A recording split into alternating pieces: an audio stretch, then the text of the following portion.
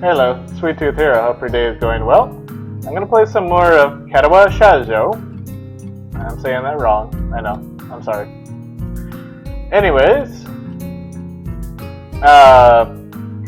they went out on a town, Lily and her sister with Hanako and Hisao. They went to a jazz club. Hanako and Hisao went to play pool. And Hisao feels like he's drifting a little bit further away from Hanako.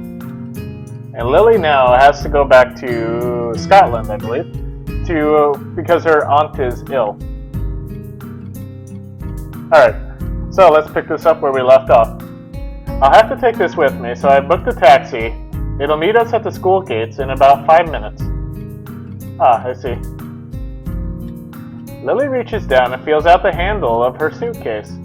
Its weight causes her some difficulty, so I quickly offer to take it myself. That is awfully kind of you, Hisao. She has no qualms about accepting, and I end up picking it up. It's not what I call light, but it's not exactly heavy either. I don't think I'll have too much trouble carrying it, and running with it, and jumping off the second floor. Or third floor. What floor are they on? Oh, they're on the second floor, yeah. Well, thank you then. We should hurry though. If the taxi leaves, then it will take quite a while to book a new one. Are you ready, Hanako? Yeah, let's go.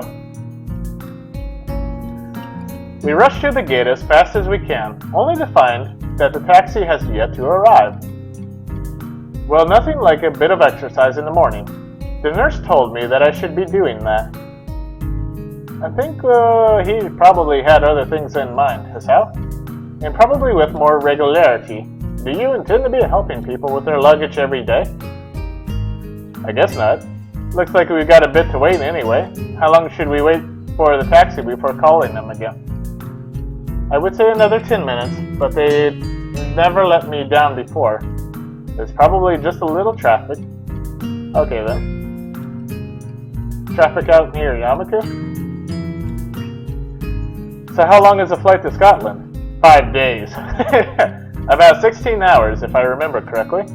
It's a bit hard to tell with the changing time zones. So long. And it's now that I realize Hanako's been unusually quiet, even for her. She doesn't handle stress well, so she's looking really uptight. Yeah, I can't imagine being on a plane for that long. It's not too bad. I mean, you just go to sleep. 16 hours is nothing. You just go to sleep. I've only ever flown on a short family holiday up north, so it really is quite hard to fathom. If Hanako spent so much of her childhood at an orphanage, she's probably traveled very little, let alone flown. It's not too bad. I'll spend most of it either sleeping or catching up on my English. Yeah, exactly. I hardly use that here, so I need to refamiliarize myself with it a little.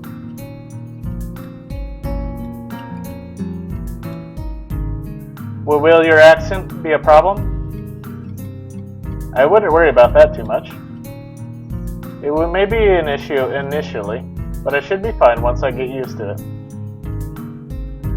We all move to sit down on the small bench beside the school gate in silence, and moving down the pictures, their resemble sitting is ridiculous. Still, it's pretty funny.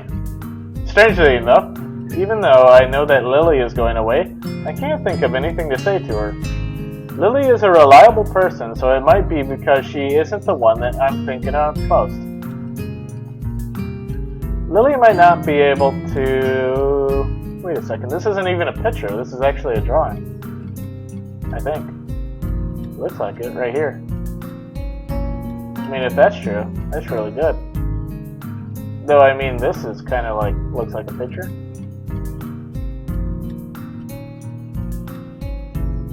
This looks like a painting for sure. That doesn't look like a photo, unless it was blurred. I mean, I remember seeing some of the other pictures which were actually drawn. They were hand painted. Lily might not be able to see it, but Hanako's chewing her fingernails nervously. I move to talk to her, but can hear an engine straining up the hill before I get the chance. Ah, I think the taxi is on its way. Well spotted, Hisao. I only just heard it as well. Why did she patronize Asao like that? Well done, Asao. Good going, Asao. I don't know. Sounds kind of strange. A small wave of pride washes over me. To have noticed something at the same time as Lily must mean that I've become more aware of my surroundings. Anyway, we won't have to call the taxi company, nor worry about missing Lily's plane. Once the taxi stops where we're standing, the driver rolls down a window and leans over. After confirming that, yes, Lily is the same Lily Satao that booked the trip, we sort out her luggage. The driver opens the trunk of the taxi and takes a Lily suitcase, with a Lily climbing into the backseat as she loads into the truck and slams it shut. After getting back into his seat and shutting the doors, he waits for us to say our farewells to a Lily. Have a safe trip, Lily. Take care of yourself. Hanako looks understandably downcast, and that much is obvious even in her voice. Of course I will. I'll be back before long, don't worry. There will still be another person here for you too, won't there, Hasao? Yeah, of course. I turn and smile to Hanako, putting my hand on her shoulder. She only manages to keep eye contact with me for a couple of seconds, her cheeks red all the while before turning back to Lily. See you, Lily. Goodbye. A Lily gives her farewells to the both of us with a fair measure of reluctance. Without further ado, the driver starts the engine once more and they begin the journey down the hill and towards the airport. The two of us stand at the gates for a long time, even after they've disappeared from sight with a Lily, not sure knowing what to do. So, what do you want to do? I don't know.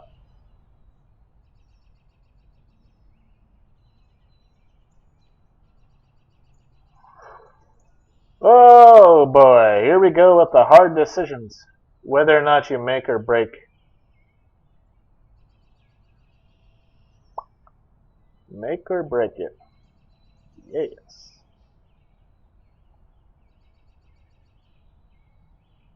Let's go to the city. Yeah. The bus stop standing by the school gates like a mute sentinel puts a strange idea in my mind. Do you want to head into town or look for a bookshop or something? We have the rest of the day free. It's a long shot, as Hanako doesn't like going into the city. I count the fact that we managed to get her out there, even when it was so dark, as a small miracle. But I genuinely want to spend more time with her. Anyway, she's likely to just refuse and go back to... Okay. Really? Really, let's go. Whoa! I can't work out why Hanako has decided to agree with me, but I'm not about to ask her to change her mind. Stepping off the bus, I immediately noticed that a lot of people are around us. In hindsight, it should have been obvious. Of course, lots of people will be downtown on a Saturday afternoon. Hanako retreats close to my side, and I can feel her hand clutching my arm tightly. Her body is held against mine, and her head is bowed so low that her hat hides most of her scarring. So, where shall we go? A bookshop? Well, that's what you offered. Hanako's present and my other general living expenses have pretty much drained my budget, but I should be able to afford a few bucks. There's something I try to reserve a few funds for anyway. For a second I think Hanako didn't hear me, but then I looked to my side and noticed her nodding almost imperceptibly. Okay, do you know of one? Actually, I do. We passed a few when Lily and I were looking for your presents. Hanako's expression clouds a fraction. I've got to remember to stop bringing up her birthday. You both spend a lot of time? Or maybe I misjudged the situation. You misjudge a lot of the situations. We wanted to make sure we got the right present after all. Yeah. Hanako smiles and blushes a bit. It's a small treasure when she does. Anyway, there should be a bookshop just up ahead. Do you want to check it out? Sure. The crowd starts to build as we head towards the bookshop along the raised walkways. Hanako latches her other armor onto me as well, making our progress a little slower. As we walk, the sound of the traffic makes me think of a possible distraction for her. I was wondering, Hanako, have you thought yet About when you're going to learn to drive? To driving? Yeah, you're kind of lucky in a way. There aren't a whole lot of students in Yamaku that are allowed to drive. It's not the best topic of conversation, but I want to try and distract Hanako from the situation. She's really highly strung right now.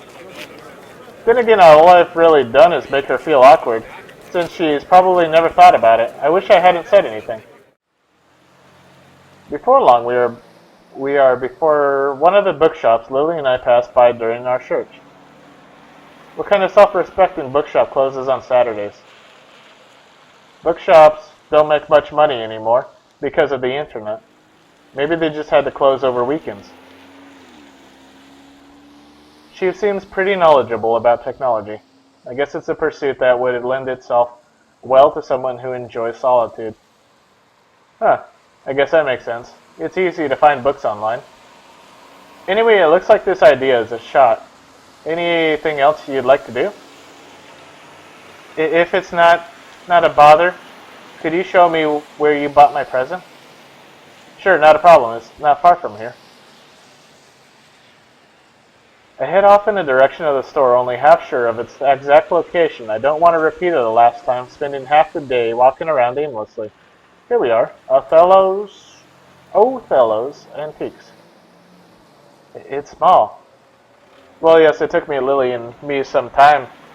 It took Lily and me some time to find it. Can we go in? Probably not. No, I don't see why not. It's open.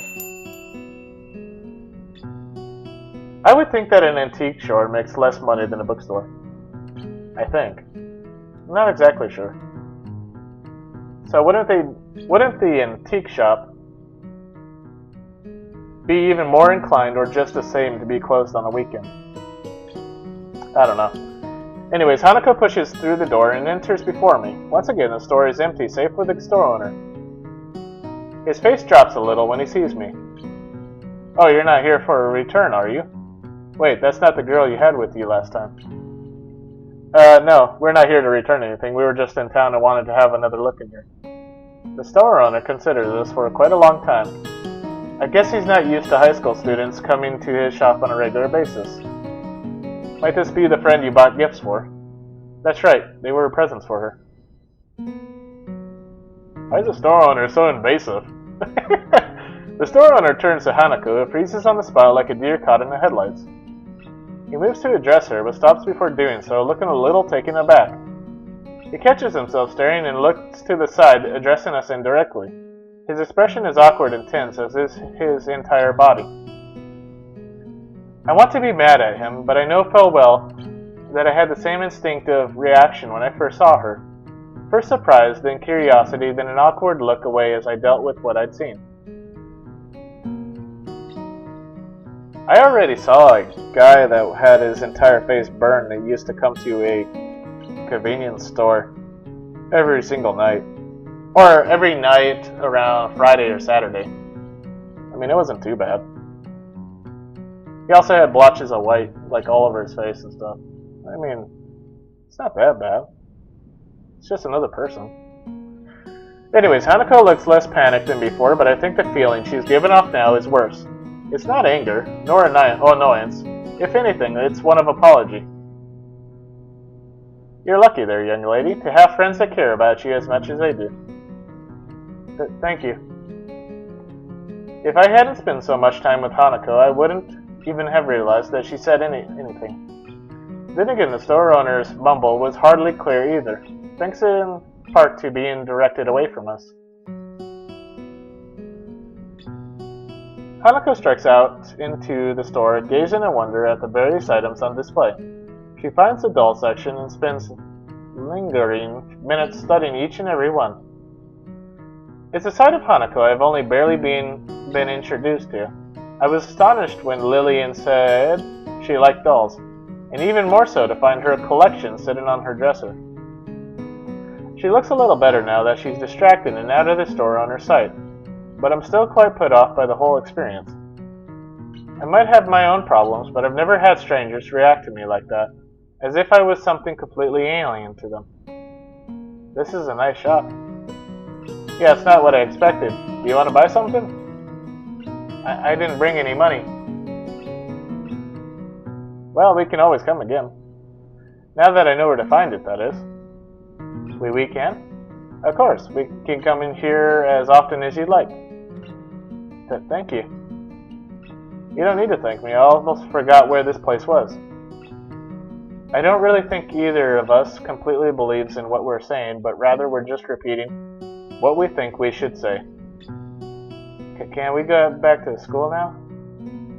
Sure. Hey. Yeah. Sure thing. Let's go.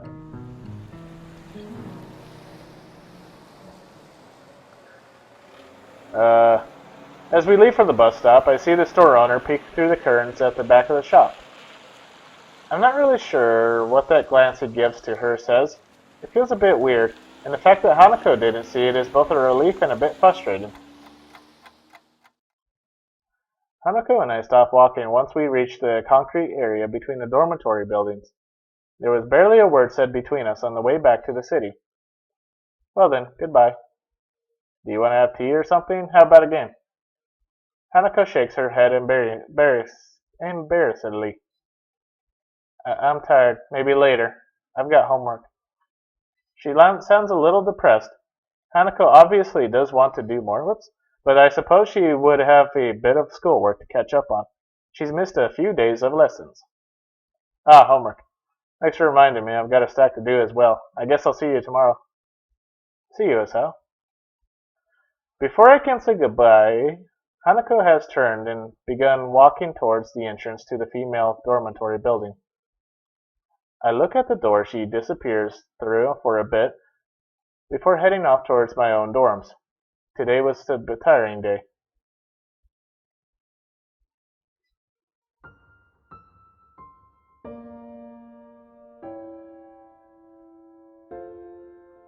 Act 4. Scars.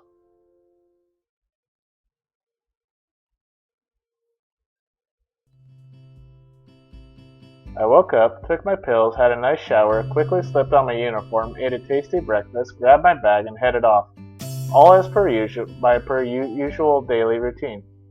It was only after arriving in class that the normality of the day was thrown off. After taking my seat, I watched my classmates trickle into the room over the next hour until every empty seat was eventually taken other than Hanako's. I can never get used to the idea that she doesn't show up to class every now and again. It feels all the more worrying now as well, given that Lily's left. As Mitao continues to drone on, I find my gaze flicking every so often over to her seat, as if she might disappear there any moment now. Nobody else seems to care at all about her absence, but they have little reason to. Hanako being absent from class, after all, is perfectly normal, or at least it was. Her attendance hasn't been all that bad from what I've seen in my time here, but it was apparently much more spotty beforehand. This is also an ominous time for her to be gone. It's the day before her birthday, and my suspicions are starting to rise, after the breakdown she had in class when it was mentioned. An increasing amount of my thoughts is taken up by how I can help her, but in the end, I feel like I can't do anything. The bell heralding the beginning of lunchtime rings out, shaking me out of my thoughts. A collective sigh of relief can be heard from the class, though Mitao looks quite put off. He dislikes being interrupted in the middle of his exciting lectures, after all. Just when I'm wondering what I should do on lunch break, given that Hanako and Lily aren't here, the solution presents itself. Afternoon, Ichan! Afternoon, Misha, Shaizun. You both look as bright as ever. Shi-chan wants to know if you'd like to have lunch with us today. Sure, it'll be good to have some company. The cafeteria hums with activity, much like my old schools did. Yamaku is different, though, in how strangely civilized the lunchtime rush is. What one would expect to be an unruly mob chomping at the bit to get to the serving area is rather a neat and organized line. There's a small amount of jostling, and people's heads are often craning around to check on what's happening up ahead, and it's pretty subdued. This is due, no doubt, to the very serious rules regarding such matters in the school. The same strict discipline is observed when students move in the hallways or come to and from their dormitories in a school gate. While the reasons for it may be slightly off-putting, I've come to quite like this sense of order that's enforced in the school. I didn't really like being told by Shizune and Misha to get their lunches, though. I feel a little used as I take a seat at the table where they're sitting, plunking their food down in front of them. Sweetbread and strawberry milk for Misha, a bowl of ramen and juice for Shizune. I have a sigh of relief as I put it all down, after the significant difficulty I had carrying it all in addition to my own lunch. Thank you. Misha claps her hands together before popping open the wrapper and digging into her bread ravenously. Misha simply gives an appreciative nod before giving her steaming ramen a stir and blowing on it a little to cool it down. I open my own lunch, another pack of sweetbread, and take a bite before washing it down with some juice. The bread is very sweet, so much so that I end up forcing myself to stomach it just to get the experience over with. Midway through, I decide to take a break from the difficult task and ask what's on my mind. So, I'm guessing you two had a reason to drag me down here? You two seem to always have an ulterior motive, after all. What are you saying, Stefan? We won't have pennies up for muffins. Her mouth is full of sweetbread as she speaks. It's a pretty unpleasant sight.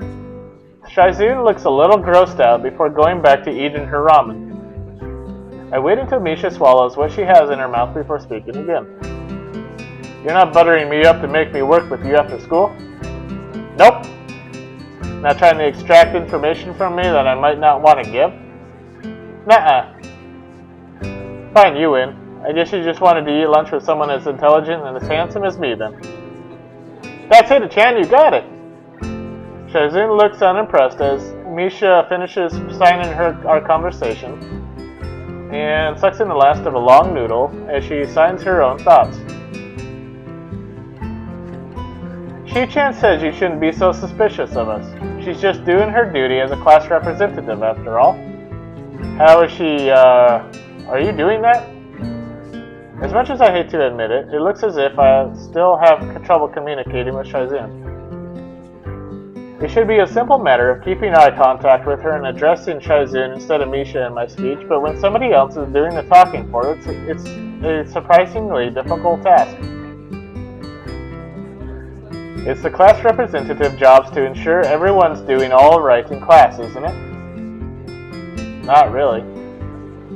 Wait, how's making me get your food ensuring that I'll go well in class? I'll go and well in class? What? Shizune huffs and adjusts her glasses disapprovingly. So this is the thanks we get for giving you companionship during lunchtime. That's a total dodge of the question. Wait, hang on. How did you know that Lily's away and Hanako is absent, and since those two are the only people you hang around with, you also made it a kind of obvious to see. Ouch. I may well have done so, but she didn't need to rub it in. Maybe this is payback for before. Right, well, thanks. I appreciate it. And that isn't sarcasm. The two nod and we get back to finishing our meals. It feels a little embarrassing to be accompanied just because they noticed I was lonely. But it isn't as if they are strangers either. It isn't long before I finish the last of my bread and start on the last of my juice, and as I do so, I find my mind wandering back to what I've been thinking about before the two interrupted my train of thought. It feels like I'm the only one in the class that so much as acknowledges Hanako not being there. It felt like this the other time she skipped class, but now it's even more acutely annoying. Does nobody care if she's happy or not? Have they just written off any possibility of helping to make her better? Even Matao doesn't try to keep her in class, and I'm still not wholly convinced by his reasoning. Hey Chan, is your juice past its expiry date? What? You were pulling a weird face like this! As if it were needed, Misha mimics my own expression. Her exaggeration makes me grimace, though Shaizun at least takes some amusement from it. Oops. I was just thinking about Hanako. Oh? Misha's interest is piqued, and so is Shaizun's, once my words are interpreted for her. I'm just worried about her being absent so often. Especially now, though, what with her birthday coming around. The memories of that incident in class are still fresh in their minds. Their faces alone are telling that much. Do you know anything about Hanako? Anything that might help? Misha shrugs and looks at Shaizun, who mulls on this for a while. The only people she's ever talked to for more than a sentence or two are you and Lily. Shaizun may not be able to convey Lily's name in a derisive tone of speech, but I feel as if it comes through in her sign language. The effect is lost, however, after Misha's interpretation. There are a couple of things we know about Hanako as student council members, thanks to the records that pass through our hands, but we can't say anything about what's in them. Understandable. It sounds a lot like the nurse's patient confidentiality. Every time I find someone that knows something about Hanako's past, it turns up being a dead end. The only way I'll ever find out is by asking her. I don't know if she'll let me know such things, but it's for her own sake. It's for her sake, I have to at least try. Don't worry about it, Hichan. It happens every year, after all. That doesn't remove my sense of worry at all. I still feel a little at fault for what happened in class, but this feels like it goes further, even without the confirmation of that fact. Misha notes my troubled expression. Her own usually happy and reassuring face drops. Everyone has problems they have to deal with, right, Hichan? Yeah? I just wish I could help Hanako with more of hers. Well then what's yours? What's your disability? Seriously, what is her disability? Or is she just here as Shaizun's interpreter? Does Misha even have a disability? I don't know.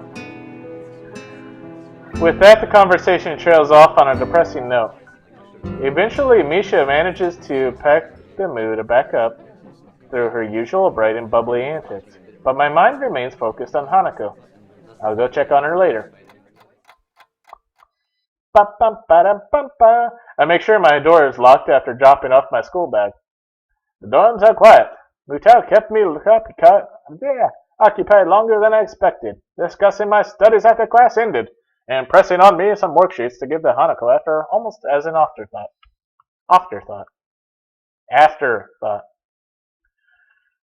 Absorbed in thought, I'm late in registering the shadow that appears in front of me. Looking up reveals the owner of said shadow.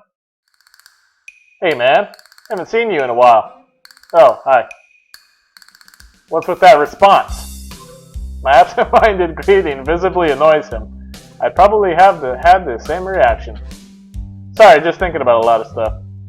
Thinking is a pretty poor excuse to not be aiding the war effort. And how goes the war? I am preparing.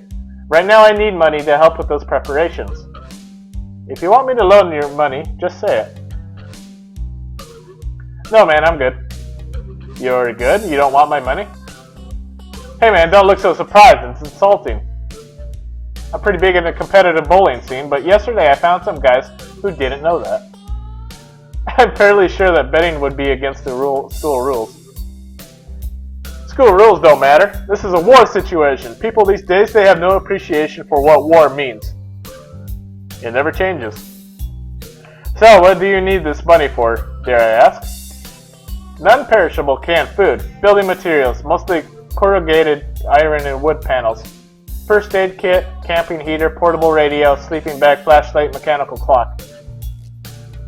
At first it strikes me as a rather random assortment of objects and materials, but after a few seconds it clicks. Isn't that a list of materials for a fallout shelter? Ah, so you've read a Protect and Survive booklet. It's good to see someone so knowledgeable about how to protect themselves.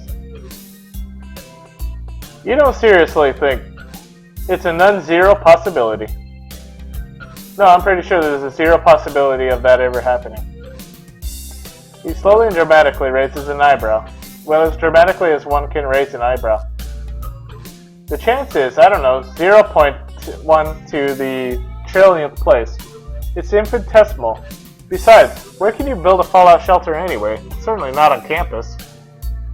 It's my summer holiday project while I'm at home. My dad said I can do it. Really? Yeah, he thought it would improve my crafting skills and manual dexterity. Or something. Knowing Kenji, his dad probably just thought it might keep him out of his hair for a while. Still, it does make me wonder about what his parents are like. Maybe they're totally normal and Kenji is just an aberration.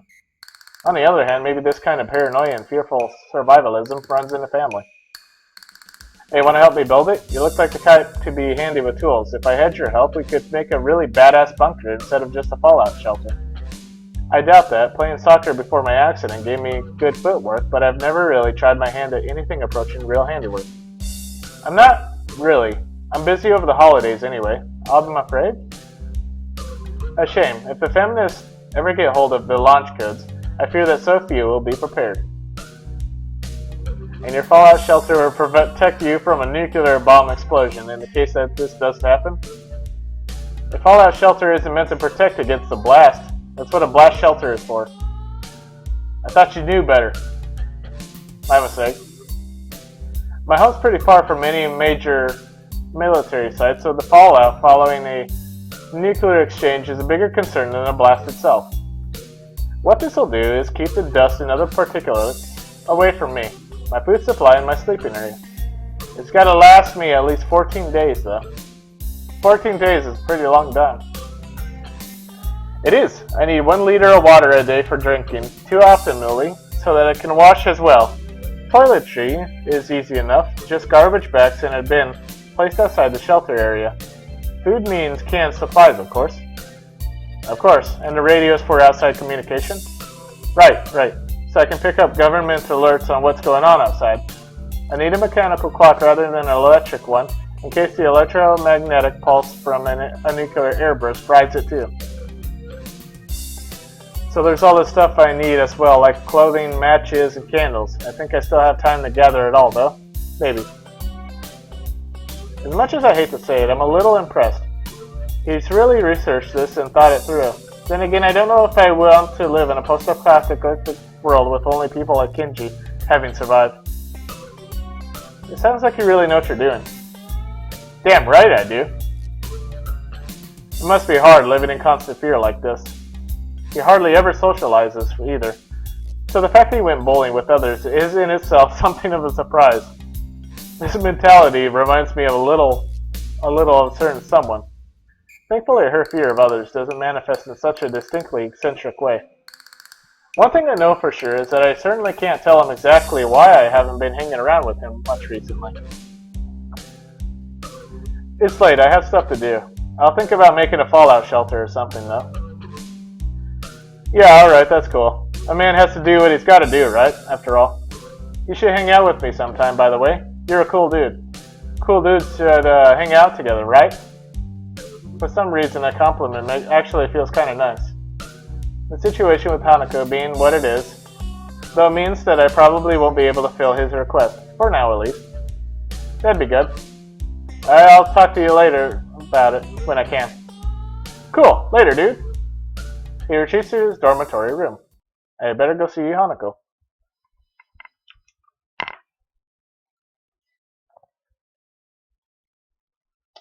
Alright. I stand outside of the door to Hanako's room, hoping that she isn't in too much of a state as I nervously clutch the worksheets Mittal asked me to pass on to her. It's one more reason to visit her, and it gives me something to talk about, so I suppose I should be thankful for him for giving me the task. With a long breath to steady myself, I rap my knuckles on the door in front of me. Silence. I listen intently for any sound of shuffling coming from inside, but I can't hear a thing. I knock on the door again, slightly harder. Still no answer. How strange.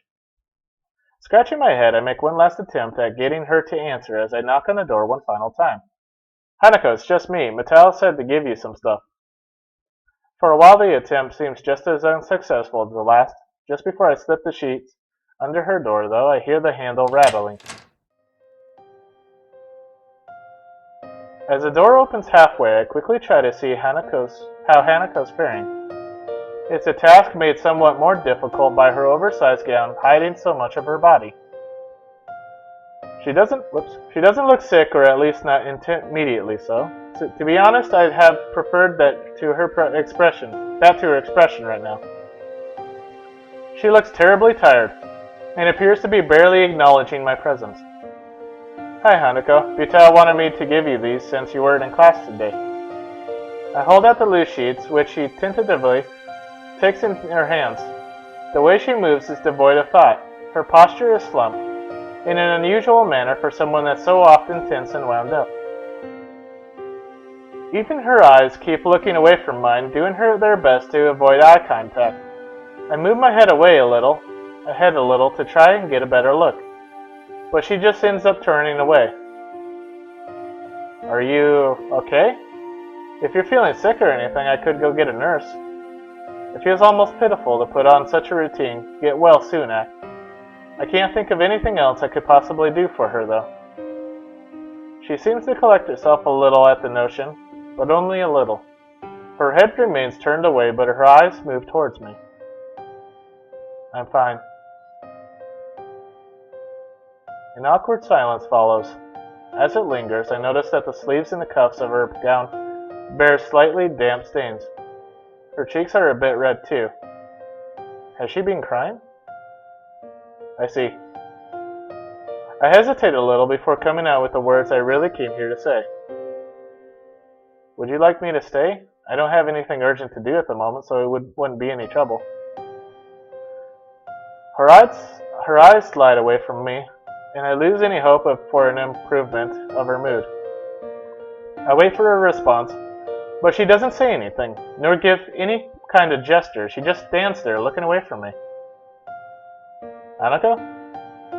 She slowly shakes her head. Okay, good night then. With that, Hanako steps back and closes her door without a second word. More than a little worried, I retreat back to my room. Wandering up the hallway, I keep mulling over what happened. It felt like Hanako was only half there, as if I was interacting with a robot that was just doing what it was programmed to do without any real thought. She was a husk of a person. This is frustrating. I had hoped that meeting Hanako would help the situation, but I feel like it's only made it harder to understand her. How am I supposed to try and help her when she quite literally shuts me out like that? I don't even bother to turn on the light, opting instead to simply change into my pajamas, quickly choke down my evening pills, and collapse onto my bed.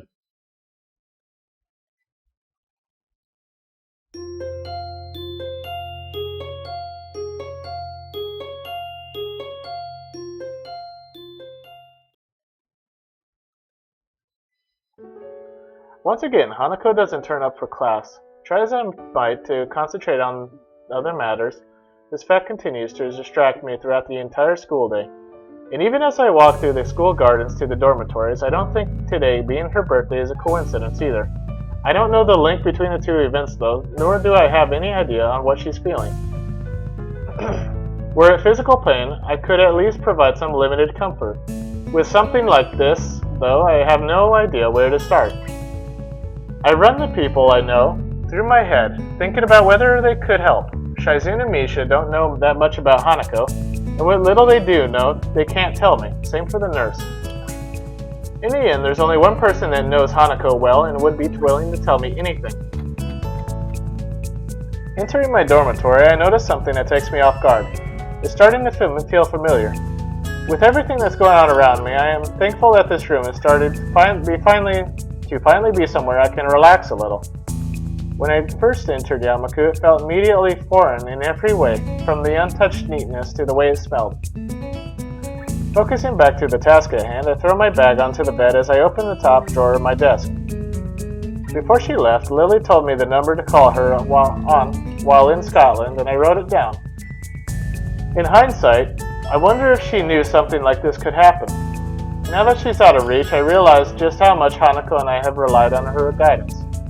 I dig around drawer after drawer, looking for that damn piece of paper. Eventually, thankfully, I find it nestled under a borrowed library book. I probably should have just entered it directly into my cell phone. Come to think of it, without further ado, I enter the numbers and anxiously press the call button. Eventually, the phone picks up a feminine voice I don't recognize on the other end. It's probably Lily's mother. Something, something, Satao, something. English? Suddenly, finding myself unprepared, I realize I can't understand a word she says, either due to my limited vocabulary or her heavy accent. I should have anticipated this, since according to Lily, her mother is a native Scot. I soldier on in the hope that she must know some Japanese, considering it's her daughter's native language. It's Hisao Nakai speaking. An enthusiastic sound of realization can be found as she recognizes the language. My feeling of relief is immense. Ah, you must be one of Lily's friends from school, correct? Even so, her accent means I have to concentrate to work out what she's saying. Yes, that's right. Pleased to speak to you, Mrs. Satao. So nice of her to find someone so polite. Lily, dear, it's for you. Her mother seems nice, if a little over-enthusiastic given the mundane situation. There's a small silence as Lily takes her time getting to the phone. In the distance, I can just make out her mother scolding her playfully for just getting up. Hello, Lily speaking. You sound awful. She makes a sound somewhere between a dying animal and a yawn.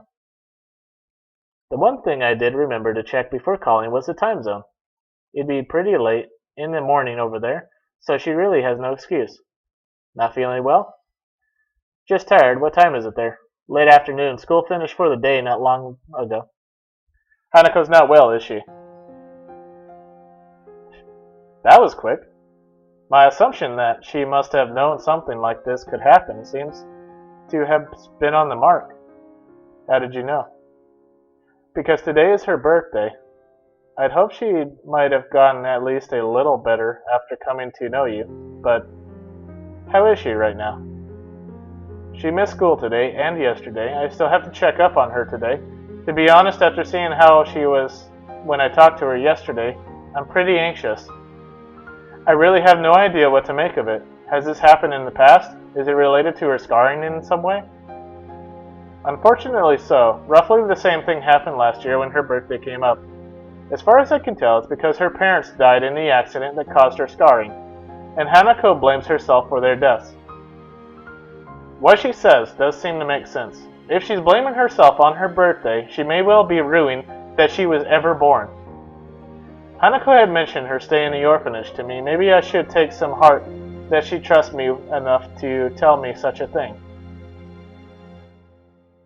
Lily seeming so in the dark about it, though, almost to the extent that I am, is a surprise. So that's why she lives in the student dormitories as well. Has she told you any more about the accident? As close as we've come, she's very barely told me anything about what happened. What I know about it is largely conjecture. She sounds depressed, almost defeated. Considering the trauma Hanako must have gone through, I really can't fault Lily for not knowing. Nevertheless, she still seems to consider it a personal failing. Don't blame yourself, Lily, with everything she's gone through. There's a long silence from the other end of the line. I begin to wonder if the call cut out before the voice at the other end speaks once again. There's another person, though, that has been a subject of worry for me as of late. Oh? I run through the people she could be talking about in my head. The only friends she seems to keep very close are Hanako and me, though there is Akira as well. That person is you, Hisao. There's another silence on the line, but this time it's caused by me.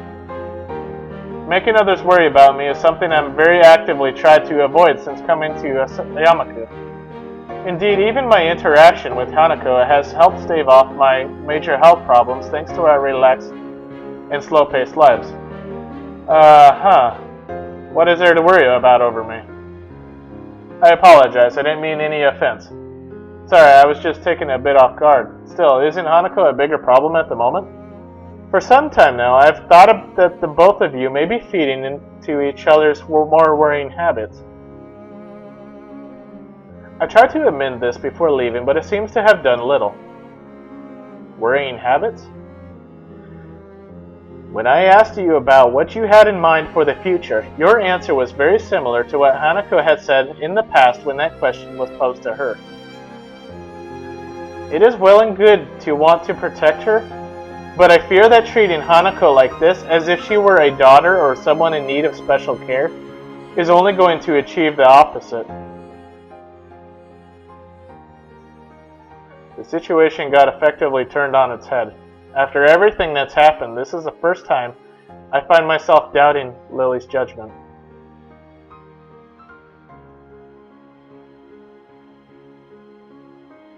Now, this is very important.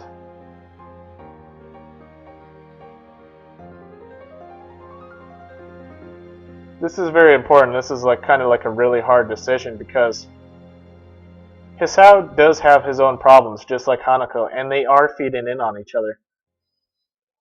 If Hisao trusts his own judgment and he still approaches Hanako, trying to protect her when he can't even deal with his own problems, it will just go into an infinite circle, and you'll see by the end of the game that they just end up as friends. And that's it. Nothing more. They have a nice chess game, but that's it. If you agree with Lily, then Hisao has to deal with his own problems. They have to keep themselves separate for a little while to not feed on each other's worrying habits, to circulate what's wrong, so that they can break the habit.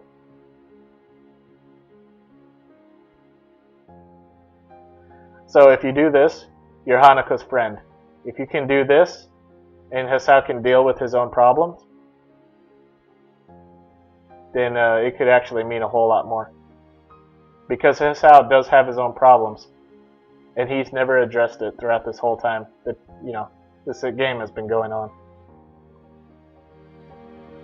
I don't want to admit it, but she may have a point. Something else bugs me, though. And you tried to amend this? Wait, our outing into the city? Quite astute. I thought that it might help if I dragged both of you out of Yamaku and into the wider world. I am thankful you became closer for it, though. So she noticed that. I suppose she may well have been paying attention to us, and her hearing's incredibly good, quite likely good enough to have picked up what we were talking about if she tried. This is also good why you took Hanako to the city, to see that the bookshelf was closed, and she went to go see the antique store where he bought the doll. It got them into where a wider community, not to be just enclosed in a room playing chess. This sounds more and more like you were manipulating us. Silence, it's a harsh way of putting it, but I have no intention of stepping back from those words. I'm sorry, I was just worried about you. It's fine, I guess there are more important things anyways. It's not a total surprise that she'd do such a thing. Her motherly nature may be slightly overbearing at times, but she does have the best of intentions. So you think I should think about myself more instead of trying to cater to Hanako? That largely sums it up. Again, I'm sorry for not telling you this in a clearer way before going behind your back. I know I am at least as guilty of being overprotective of Hanako as you, but I fear that you are neglecting yourself in your efforts to give Hanako happiness. Do you really think Hanako will be okay? She isn't as fragile as you think. I didn't know exactly what experiences she's lived through, or what feelings she has in her mind, but she has managed to work her way through them until now. It's also my hope that giving her a little space will allow her to decide what she truly wants for herself and give her the initiative to reach out for it. Please have faith in Hanako, that's all I ask. I guess I'll think about it for a while. That's good. Being rash won't get you anywhere. I know that at times you may doubt your relationship to Hanako, but she does. Lily cuts herself off and takes a moment to reconsider her words. Please keep in mind that I wouldn't have befriended you if I hadn't thought you a fundamentally good person. You're a good person, both to myself and Hanako. Thank you, that helps. We share some small talk to try and lighten the atmosphere, but it feels very stilted. There's a lot I don't know about Lily's stay in Scotland, but after such a heavy subject, I want to be alone for a bit to think. After a few minutes, we end up saying our goodbyes and I set my phone on my desk. Compared to Hanako's situation, mine feels utterly mundane. I still have both of my parents. I had a reasonably normal childhood, and unlike many in Yamaku, my condition isn't immediately visible to the public. But then again, isn't this just an attempt to justify the way I've been acting towards her? That may well be what our pasts were like, but when it comes to the future, I still have no idea what I want to do. In school, I've just concentrated on each day's work, and I put off more and more things to cater to Hanako. I recall the words Mutao told me after Hanako's breakdown about the purpose of Yamaku and my education. In hindsight, he was probably trying to push exactly the same thing. Just what have I been doing in the time since my heart attack? If I ever did manage to get Hanako out of her room and to open up, what then? I look out of my dormitory window as the sun slowly sets. It's a nice sight, but what I really savor is the quiet as the students return to their dormitory rooms. All I want to do now is think. I'm not sure how much time I have, but I want to work out where I'll go from here.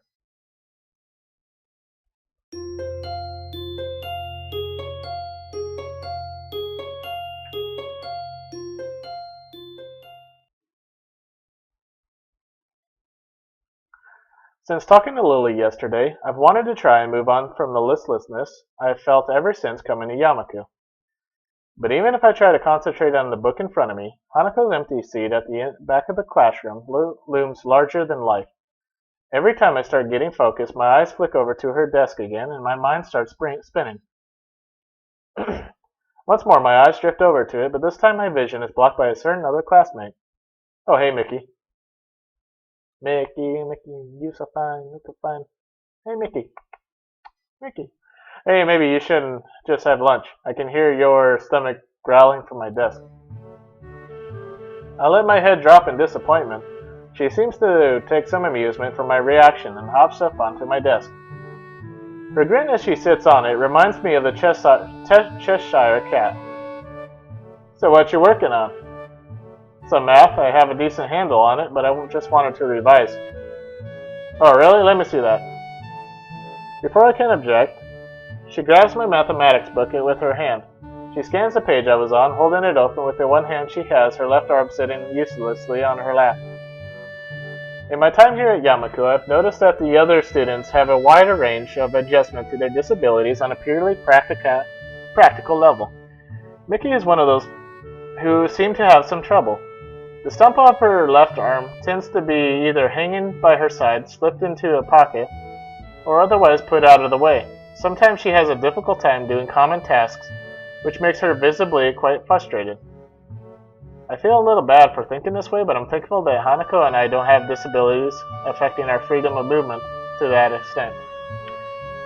Then again, if Mickey's problem worsened, at least she wouldn't have a real possibility of dying.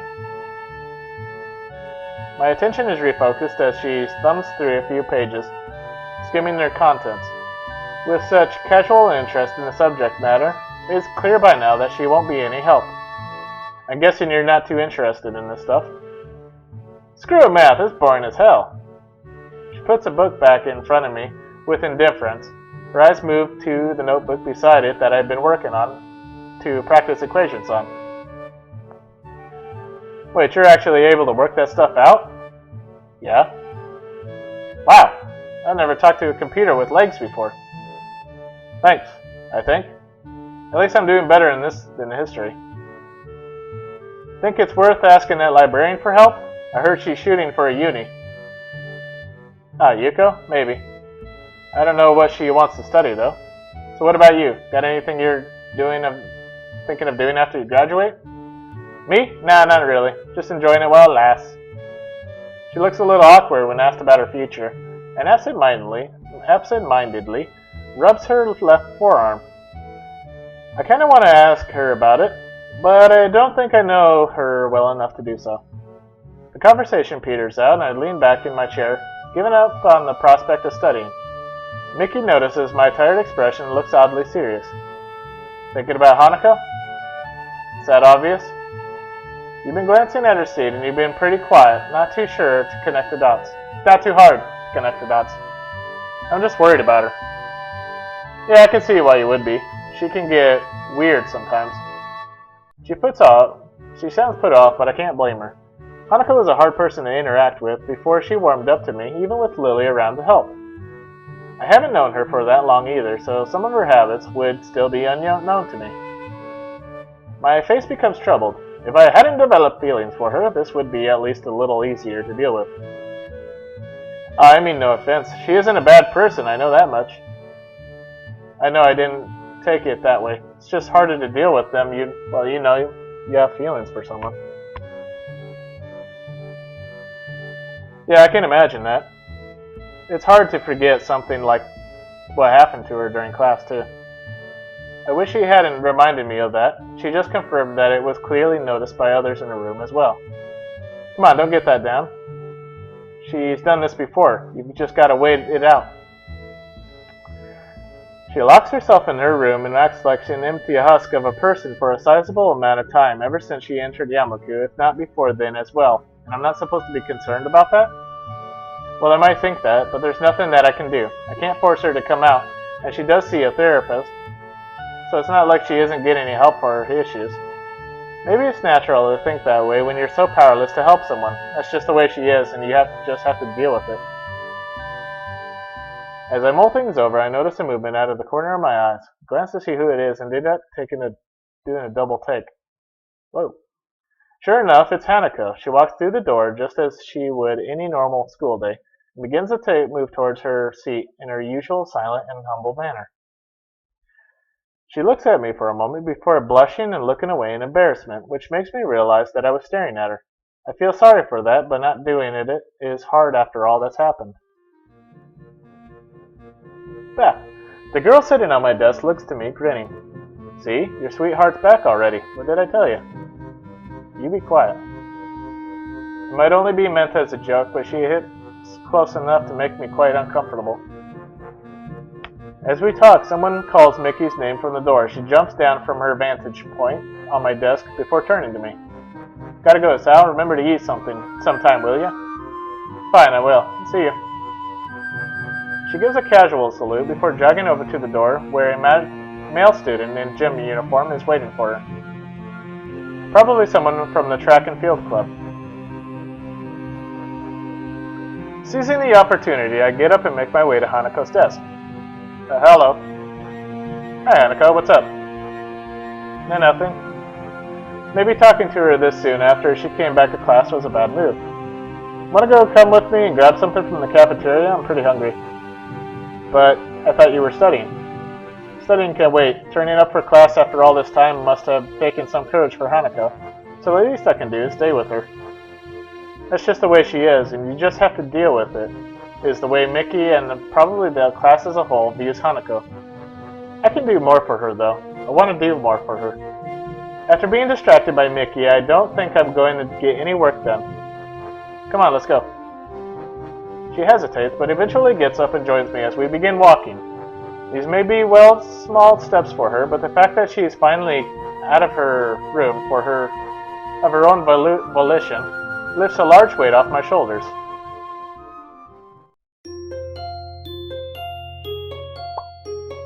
Whoops. I gotta stop clicking on that.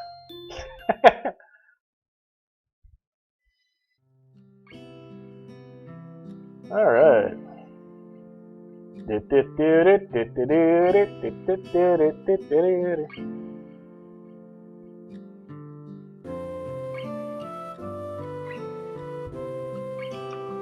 Alright. Well, that's going to do it for this video. I want to thank you for watching. Feel free to leave a comment. I hope you have yourself a good day. I love you. And this is Sweet Tooth, signing off.